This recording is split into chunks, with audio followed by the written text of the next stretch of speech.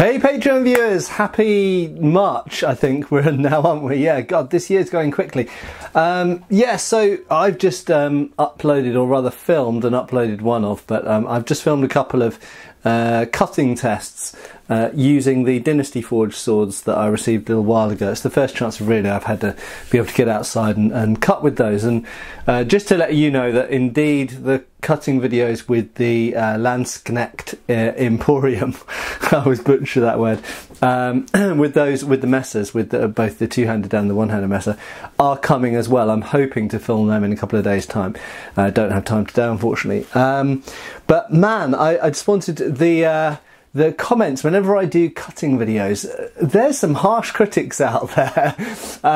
So apart from talking about my cutting form, and you know, I have to say, so most people, in case it's not obvious to you, most people who upload cutting videos to YouTube, a lot of those people spend, you know, an hour or two cutting, and then they edit out all of the crap, put in the best ones, and put them together into their show reel. That's how you make a good cutting video. I don't have time to do that, unfortunately. But also, I kind of also wanted to show some of the not so good cuts, because it's a review at the end of the day. So this isn't the kind of Matt Easton show reel of let's make myself look really good at cutting, because with editing you can make yourself look amazing, of course.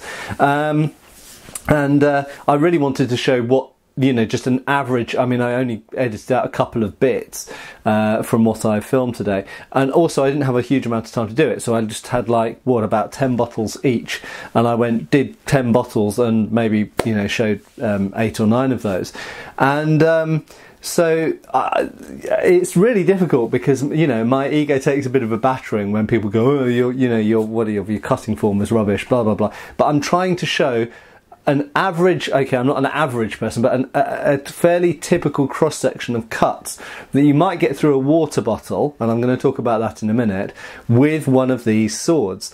Now, the water bottle thing I'm going to come back to. So a huge number of people online, and it has to be said, people who actually do test cutting, people in HEMA, people who, you know, backyard cutters, people who actually have sharp swords and other things, and actually go outside and chop up water bottles or tatami mats or whatever, the green bamboo, whatever they've got to hand.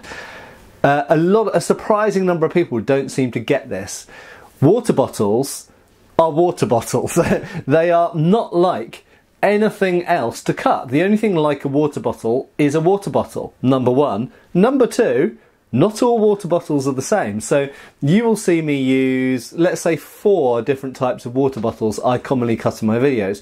The things which look like Coke bottles, so Pepsi, Coke, all that kind of stuff, you know what they're like, okay? Everyone pretty much knows what they're like. But, believe it or not, so I used to spend a lot of time in France, Coke and Pepsi bottles are not the same in all countries, okay? So that's the first, like, mind-blowing thing, is that not all, even if you know a brand like Diet Coke or Pepsi Max, their bottles are not the same all over the world. They vary in the type of plastic used, they vary in the thickness used, and obviously they vary slightly sometimes in the size used, and depending on the size, the thickness of the plastic can also be different. So that changes what they're like to cut. So that's the common type of bottle. Next, milk bottles. So for us, they're the big white weirdly shaped ones.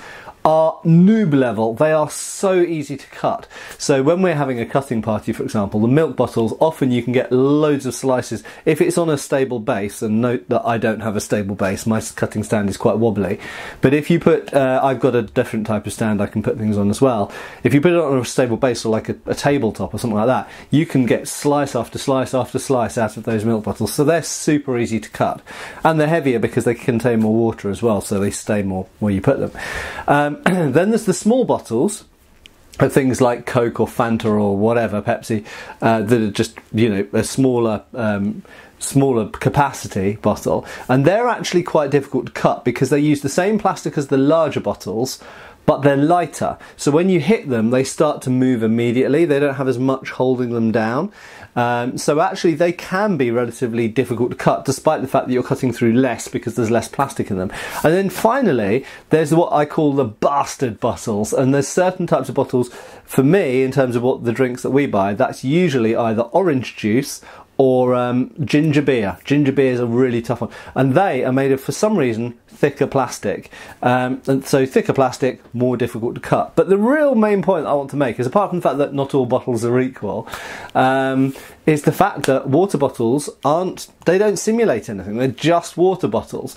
And some people go, oh, I could do that with, as I mentioned, or I will mention, you won't have seen this yet, but it's a video that's upcoming. I just mentioned fleetingly that people say they can do it with a kitchen knife. Ironically, yes, it's easier with a kitchen knife. So it's literally easier to cut through a water bottle with a kitchen knife or a sharp rapier than it is with a falchion. Now, why is that? Well, that is, my experience says that there are two important things when it comes to cutting water bottles. You want a blade which you can accelerate quickly, so light, okay, and secondly, you want something that something that's light and something that's sharp. Okay, now clearly everything can be made of equal sharpness. Okay, assuming you can make everything razor sharp, then the only thing it comes down to is the speed of the tip. And because of the nature of water bottles, there's no internal resistance to them.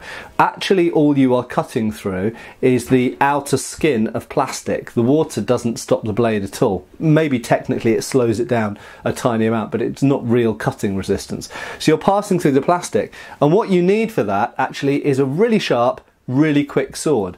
And in my experience, things like falchions and the heavier blades really struggle with water bottles because they're relatively slow moving. You can't accelerate them as quickly usually. You can accelerate two-handed weapons more, but like for like, you can't accelerate a heavier weapon as quickly as you can accelerate a lighter weapon.